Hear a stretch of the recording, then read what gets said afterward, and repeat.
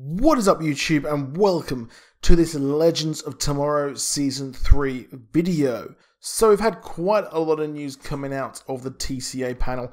I know I did a special TCA panel over on my previous video yesterday. However, there was a lot of Legends of Tomorrow stuff which I wanted to go over and discuss a bit more in depth, and I couldn't really do that in the video without making it a bit too long, to be honest. I didn't want to have some kind of mega huge 20-minute video.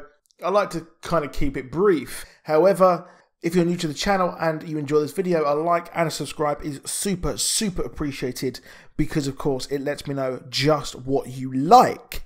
However, here Legends of Tomorrow Season 3 is returning, of course, and I couldn't be more excited. Now, I kind of was lukewarm on the second season just because it didn't have enough Rip Hunter, but as a whole the season was actually pretty good. A bit of a drag when they went to time period which I wasn't really interested in. I think the Camelot episode stands out as one being a bit of a damp squib for me. I didn't really like that one as much. However, we are getting this new season, and weirdly enough we're getting some interesting new people, or I'd say new characters to the show. So we're getting Gorilla Grodd, who will be returning to the Arrowverse in Legends of Tomorrow Season 3, which is really weird. I'm not too sure what is happening with that, or why they're actually bringing this character back to the show, and how he will actually fit in with the rest of the dynamic, because, well, he's a freaking gorilla. However, we have more magic actually coming to this show. So a lot of magic is actually happening, and a lot of magic will be the whole thing to do with this brand new season. And they're seeing this brand new season of actually a reboot. So it will be sort of like a reboot, which is kind of what this is. And each season they have the ability to actually reboot the show so they can rechange it, which was what a lot of people were disappointed by season 1. I mean, it was a bit iffy, a bit awkward.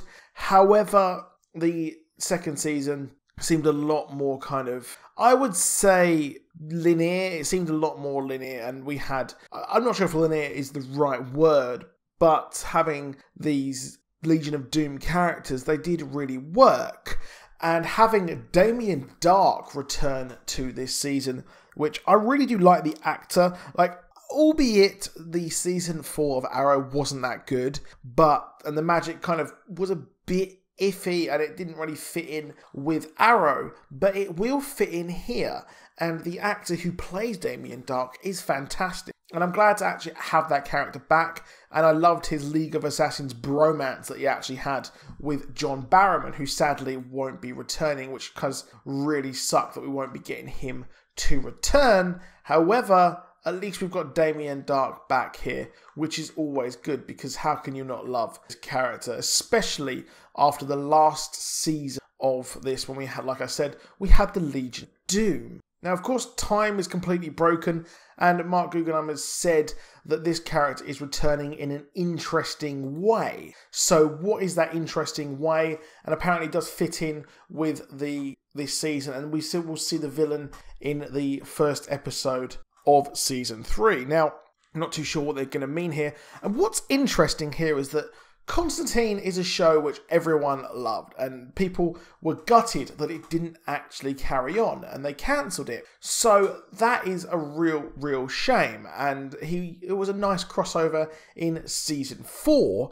However, we never got to see more of him again, and the show is actually actively campaigning to get him back. And I can't help but think adding him to the Legends is a perfect addition, because really having Constantine deal with these kind of occult and mystery threats would be great, and seeing him go up against Damien Darhk, well, that would be perfect. And the actor is actually having his own show on CW Seed.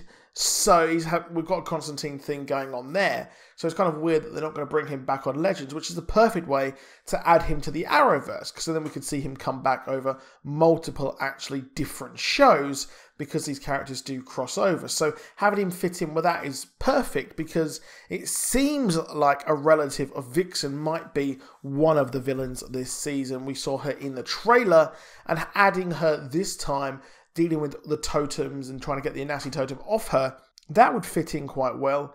But I can't help but think there is going to be a huge ensemble villain again. I think it's going to be a group of villains. And they did mention that it is a group that has brought Damien Darhk back. So bringing him back, and this will take place post Arrow Season 4 when he's dead. So it looks like some people will actually be trying to bring him back from the dead, which, you know what, is going to be really, really scary. I know it's a cop-out, but it's nice seeing him back, to be honest. And of course, we've got Captain Cold as well. Has he been brought back to life as well? Maybe. I'm not sure how that's actually going to work. But it would be cool seeing how they actually bring all of this back, to be honest. And this sort of reboot is cool because, well, we've got all the time anachronisms going on. We've got the Legends versus the Time Bureau. But we also have this huge villain threat that is looming over the whole of this season. So, not looking good for the team. And also we've had more word on Zari, who is the new character who will be being in Legends of Tomorrow Season 3. And it is the fact that the Legend, they will meet her in 2042. And apparently it is a very, very horrible place to be. And she is trying to get the team to actually not only kind of put time back as it was after everything that's gone wrong, but they actually want fixed time. So then you get into that moral quandary of will the Legend kind of get rid of Hitler? Will they get rid of everything else? Obviously that will have huge time ramifications as well. So that is a big thing there. And apparently it is in reaction to Trump, which I'm not too sure about that. I know it is a easy thing to do, kind of like, we're resisting Trump. I mean, you know what? I'm not going to cast my opinions on any politics on this channel.